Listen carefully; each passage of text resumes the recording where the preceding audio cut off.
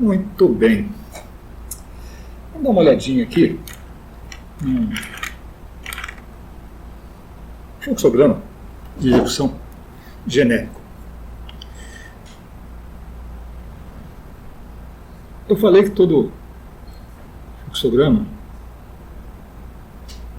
tem um início e tem um fim.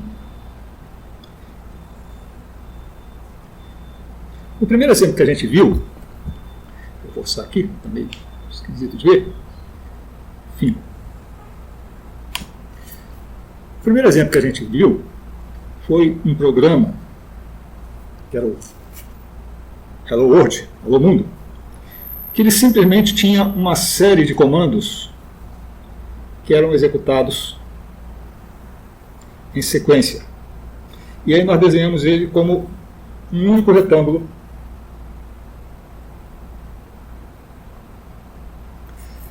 que você vinha do início, entrava nele, e quando ele terminava de executar, ele ia para o final do programa.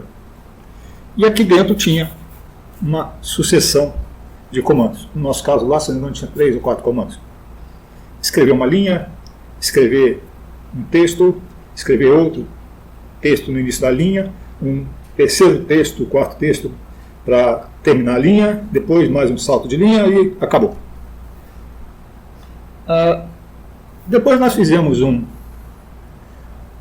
alteração e colocamos para ele pedir uma informação e mostrar essa informação. Até aí, a gente continuou fazendo uma sucessão de passos. Mas, no último exercício, nós colocamos o pedido de uma informação que era a preferência e depois, de acordo com essa preferência, ele dava uma resposta ou outra resposta. Então, vou fazer o seguinte. Eu vou colocar aqui um bloco, um retângulo aqui,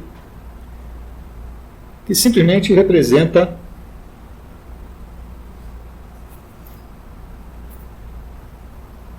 aquele primeiro bloco onde eu pegava a informação e mostrava ela. Vou considerar que esse bloco vai até a hora que eu peço a informação. Qual é a sua preferência? Então, vou colocar aqui. Qual a preferência?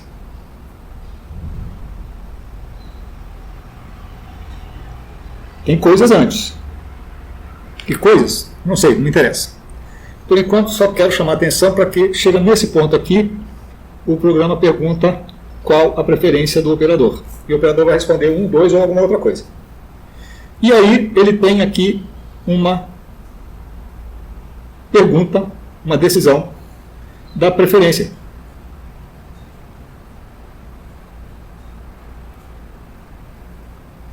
Se for verdade, ele faz uma coisa, que no caso era o chá.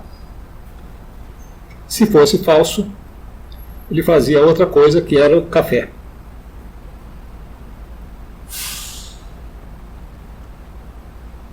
Por fim, se fosse a outra coisa, café, ele voltava aqui. Se fosse o chá, ele fazia o chá aqui e continuava para a saída. O que eu quero mostrar aqui? Que dentro desse retângulo maior, eu posso ter qualquer coisa. Desde uma sucessão de passos que são executadas em sequência, quanto eu posso ter qualquer estrutura, tipo uma decisão para dizer se vai fazer isso ou aquilo outro.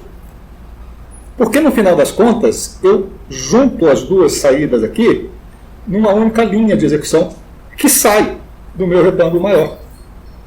Certo? Então a primeira coisa que eu quero mostrar é que dentro de um retângulo desse que representa uma sucessão de passos, significa apenas que eu tenho um ponto de entrada, um único ponto de entrada e um único ponto de saída. Ele entra de um lado e sai do outro. Tá? Não tem outros pontos de entrada, outros pontos de saída. Mesmo que aqui dentro tenha vários caminhos que eu possa percorrer. Ok? Bom, teve gente que me perguntou, professor, e se o cara deu uma entrada inválida e eu quero que ele repita?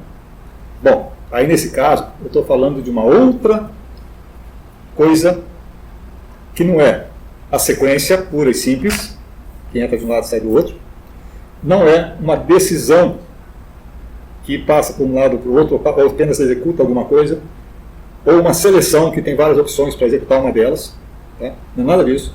Estou falando de repetir, de voltar daqui para cá. Então, eu estou falando de uma outra estrutura, que é um laço de repetição, que eu vou mostrar em seguida.